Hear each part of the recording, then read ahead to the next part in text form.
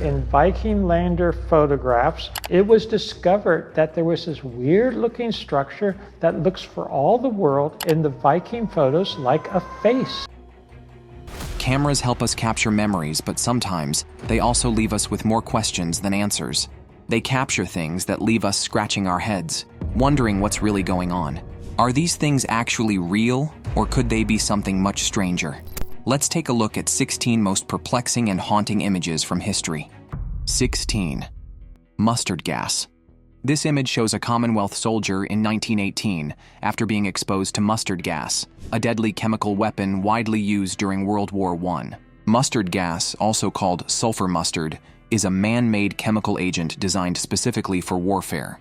At this time, both sides of the conflict used mustard gas during World War I. Which meant that any gas attack coming from the German side would have blown right back into their own soldiers. And it was particularly devastating because it didn't just do external harm. It could seep into the lungs and cause severe damage to internal tissues. Breathing it in would tear apart lung tissue and make it nearly impossible to survive in some cases. On the skin, mustard gas acted like acid and left victims with horrific scars and burns, just like it did this soldier. In fact, it was miraculous enough that he was alive to take a picture. Another frightening aspect of mustard gas exposure was that its effects weren't immediate. Victims often wouldn't notice symptoms until hours later, sometimes up to 24 hours after being exposed. By the time the symptoms appeared, blistered skin, burning eyes, and damaged lungs, it was too late for treatment to do anything. Now the next image is a perfect example of how nature sometimes plays tricks on us. 15. The double-bodied man. If you're wondering what's attached to this man's stomach, it's his parasitic twin. This is John Libera, famously known as the double-bodied man. In the early 20th century, Jean amazed audiences at circuses and sideshows worldwide. What made him so popular was his parasitic twin, Jacques, who was growing out of Jean's torso. Jacques had 2 arms, 2 legs, and a partially developed head, but he was not a fully independent person. The parasitic twin may attach to the autocyte and derive nutrients from their shared blood supply. He depended entirely on Jean's body for survival by living off his bodily functions. This meant that Jean had to carry his twin brother with him every day of his life, which was quite honestly a burden. Jean was one of 13 siblings. In fact, another one of his brothers was also born with a parasitic twin. Sadly, that sibling didn't survive past infancy. Despite his unusual condition, John lived a relatively normal personal life. He got married and had children. However, there are many details of his personal life that are still unclear. Some say he even faced emotional and physical pain, even while he was going on tours and attaining fame. We'll never truly know. Jean's life may have been far more complicated than what his audience saw. Speaking of complications, let's look at an image that's, well, quite complicated. 14. Rodney Alcala. This seemingly harmless picture has quite a dark history. It's believed to have been taken by Rodney Alcala, a man considered to be one of the most devious people in the world. Rodney James Alcala was an American serial killer and sex offender who committed numerous heinous crimes between 1977 and 1979. Rodney James Alcala was sentenced to death for the sex and torture killing spree. Alcala's methods were extremely cruel. He would strangle his victims until they passed out, then wait for them to regain consciousness. This twisted game would repeat several times before he finally ended their lives. He basically toyed with his victims and took pleasure in their suffering. Another weird thing about the killer is how he compiled a massive collection of over 1,000 photos, mostly of women, teenage girls, and boys, many in explicit poses. There was a lot of photograph equipment, and all of us were amazed at the amount of photographs that he had there of young girls. Alcala was officially linked to 8 murders, but the actual number of victims could be much higher, potentially as high as 130. It's safe to say that the man had mastered the art of killing, but what happens when an unusual image in history is completely untraceable, with no context or reference? 13. Hooded mother. At first glance, this historical photograph might seem like a typical, if slightly odd, old-time group portrait of children. But then you notice something strange, a hooded figure sitting right there among them. Was the person so severely disfigured that they had to be covered to avoid frightening others? As it turns out, the hooded figure is actually the children's mother. But knowing that doesn't make the image any less unsettling. If anything, it makes it even creepier. Why was she covered like this? What was the purpose of such an unusual setup for the photograph? No one knows the identities of the people in the picture or the story behind it. In fact, the kids in the photo look frightened, as if they're being haunted by this hooded figure. But it's not just them. The next photograph is all that's left of a group of haunted friends. 12. Dyatlov Pass Incident. Simple as it is, this photo is the last image taken by a group of hikers at Dyatlov Pass before they all mysteriously died in February 1959. The group, led by an experienced trekker named Igor Dyatlov, had set up camp on the eastern slopes of the mountains. However, something terrifying and unknown forced them to cut their way out of their tent in the middle of the night and flee into the freezing wilderness. Meanwhile, they were wearing only minimal clothing despite the heavy snowfall and extreme cold. When search teams found their bodies, the details were very disturbing. Investigators determined that 6 of the hikers had died from hypothermia, while the other 3 had suffered fatal injuries. 1 had significant skull damage, and 2 others had major chest trauma, injuries so severe they were compared to those seen in high-impact car crashes. Another hiker had a small crack in their skull. 4 bodies were found in a stream, and 3 of them showed strange injuries to their faces and heads. 2 were missing their eyes, 1 was missing a tongue, and another was missing their eyebrows. Some of them were also found with blood around their mouth, and coughing up blood could be a symptom of smoke inhalation. The official investigation concluded that a compelling natural force had caused their deaths, but what exactly happened that night remains a mystery. What this force may have been, we still do not know. And so these 9 hikers were the best at mountaineering by far. They're like celebrities in mountaineering. But have you ever wondered what Halloween looked like a century ago? It's certainly not what you'd expect. 11. Halloween in the 1930s. This is what kids looked like when they dressed up for Halloween in the 1930s. Back then, trick-or-treating wasn't as common as it is today. The tradition of going door-to-door for candy only started in the late 1920s and didn't become widespread until after World War II. Before that, Halloween was mostly about parades, parties, and, unfortunately, a lot of pranks. Sometimes the mischief even escalated into vandalism and violence. By the 1930s, children began wearing scary masks and costumes for Halloween.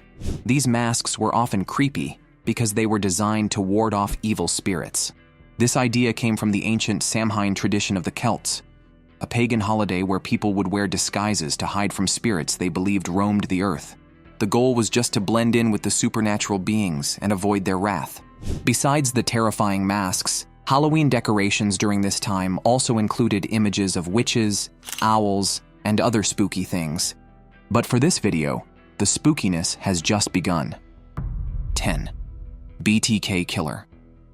At first glance, there's nothing unusual or creepy about this little girl with her dad. However, the context behind the photo is where the problem lies. The man in the picture is Dennis Lynn Rader, infamously known as BTK. The nickname stands for Bind, Torture, Kill. Who in 2005 admitted to brutally murdering 10 people near Wichita, Kansas. A name he gave himself just to describe how he carried out his murders. Rader was an American serial killer who terrorized Wichita and Park City, Kansas, for over nearly 2 decades. Between 1974 and 1991, he murdered at least 10 people, leaving a trail of fear and tragedy. While Rader occasionally killed men and even children, his primary targets were women. He would break into their homes, bind them with ropes or other items he found there, and then kill them. His methods were brutal. Some victims were suffocated with plastic bags, while others were strangled with ligatures. He would also steal personal items from his victims, often choosing intimate keepsakes like underwear, driver's licenses, or jewelry. Rader also loved to taunt the police and media. He enjoyed the fear he was creating and wrote detailed letters describing his murders. His youngest victims were Joseph and Josephine Otero, siblings just 9 and 11 years old, who were murdered along with their parents. What makes this photo even more haunting is the sharp contrast between Rader's public life and his secret life as a killer. To his family, friends, and community, he seemed like a normal, respectable man. He was a husband, father, and church leader who was hiding his monstrous actions behind the facade of an average suburban dad. Carrie Rawson even visiting her father for the first time in 18 years as part of those efforts. Speaking of monsters, a French family had an extraordinary but frightening encounter, one that they would never forget. 9. Hook Island Sea Monster.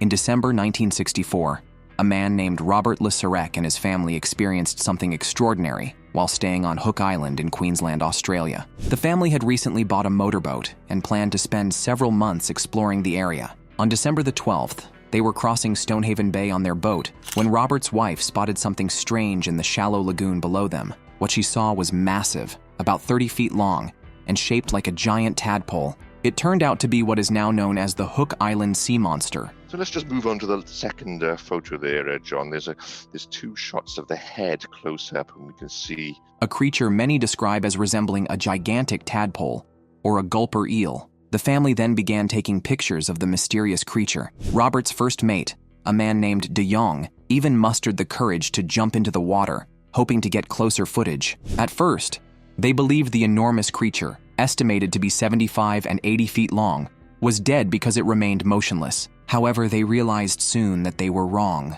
As Robert moved closer to film the creature, it suddenly opened its mouth and began moving toward them. Terrified, the family and crew sailed back to the safety of their boat. Once they were aboard and calmed down, they looked back only to find that the creature had disappeared. However, they noticed something unusual. There was a visible wound on the right side of the creature. They later speculated that the sea monster might have been injured by a ship's propeller and had retreated to the shallow lagoon to recover. If it weren't injured, who knows the sort of damage it would have caused.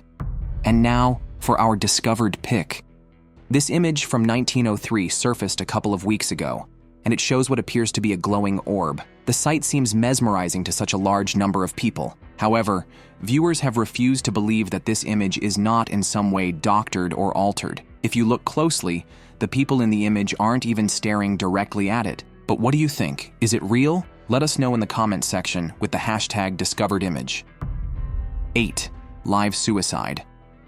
The man in this image is Bud Dwyer, moments before he tragically took his own life on live television. Dwyer was an American politician who served as the 70th state treasurer of Pennsylvania. He held the office from January 20th, 1981 until January 22nd, 1987, the day he took his own life during a press conference. We have cut out the part of the tape that showed Dwyer put the gun to his mouth and pull the trigger.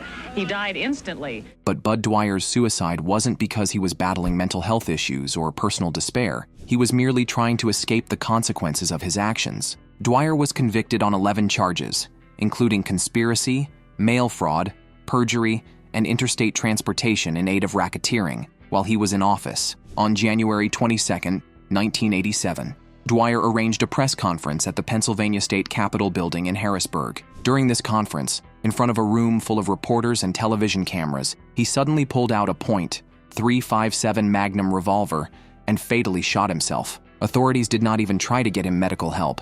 He died right on the spot. Now, have you ever seen a huge pile of skulls? 7. Bison skulls. This is not a pile of dirt.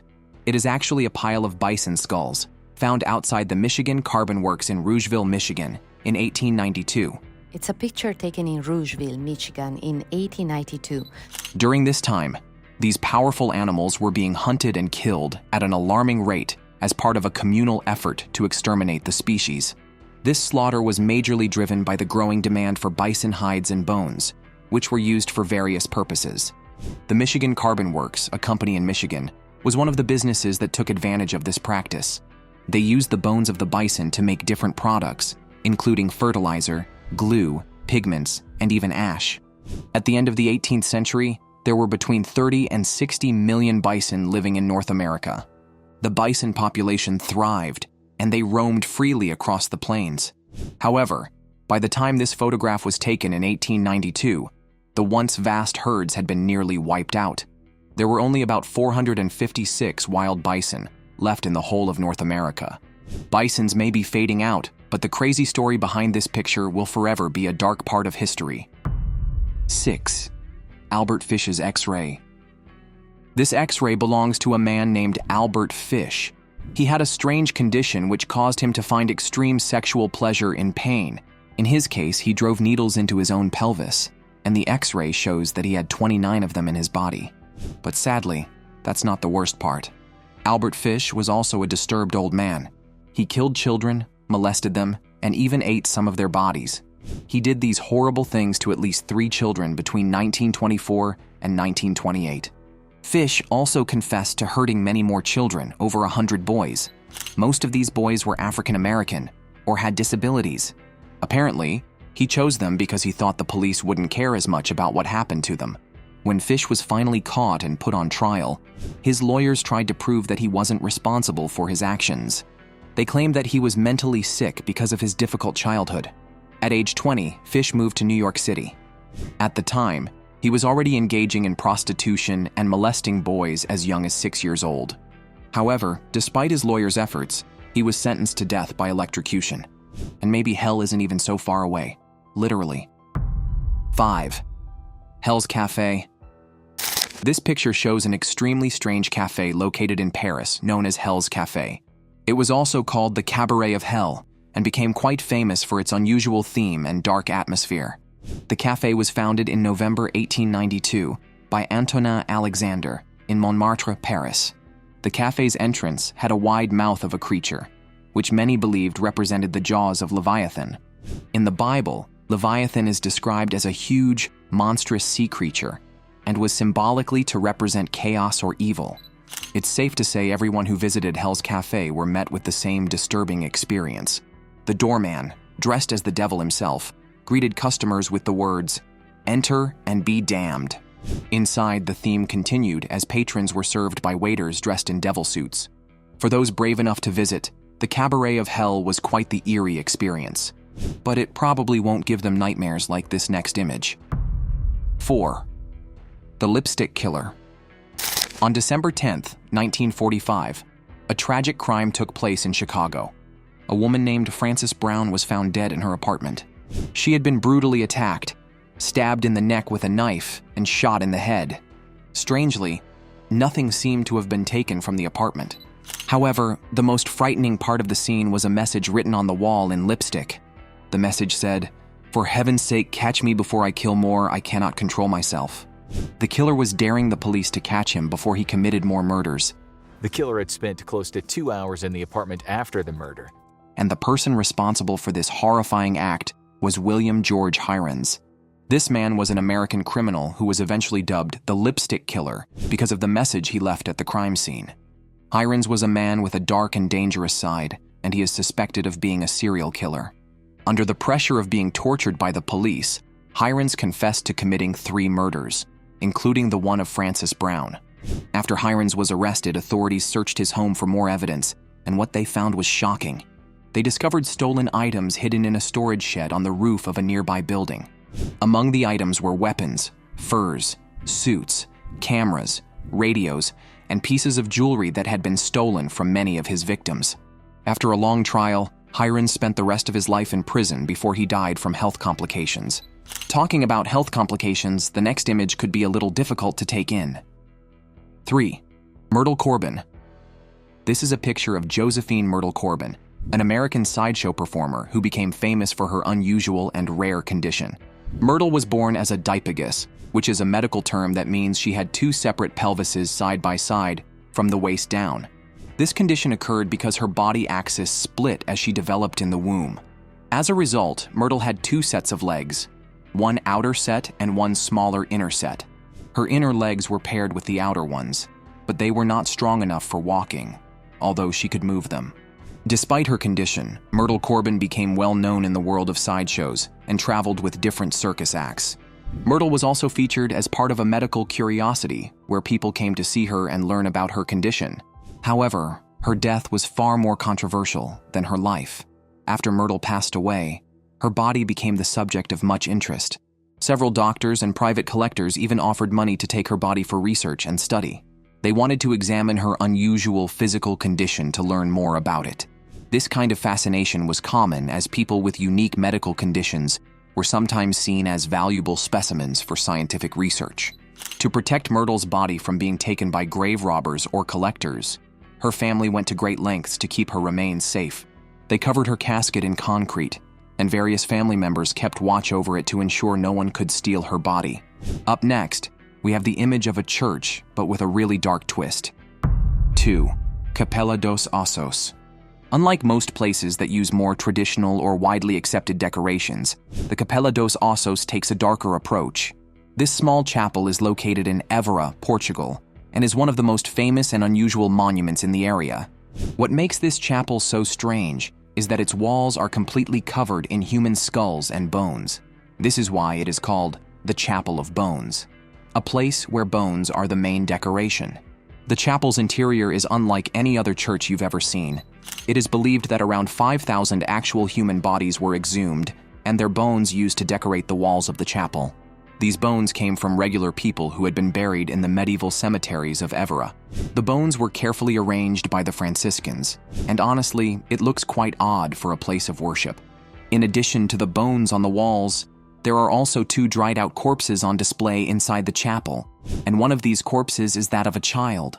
As if that's not creepy enough, there's a phrase written in Latin on the ceiling of the chapel that says, "Better is the day of death than the day of birth."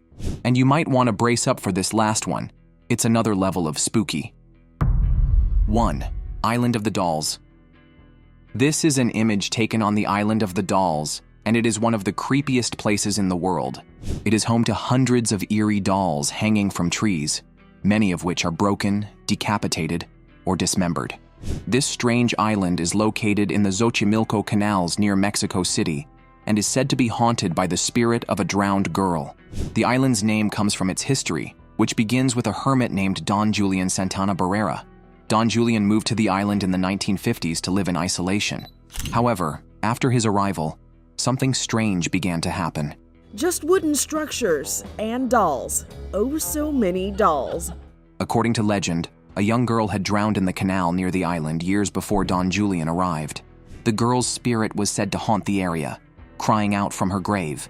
Don Julian claimed that he first became aware of her presence when he heard her ghostly screams, saying, "I want my doll." Shortly after, he found a doll floating in the water near where her body was supposedly discovered. Believing it belonged to the girl, he hung the doll on a tree as an offering to appease her restless spirit. From that moment on, Don Julian became both obsessed with and haunted by the girl's ghost. He claimed that he started mysteriously finding more dolls around the island, some floating in the water, others just appearing on the land.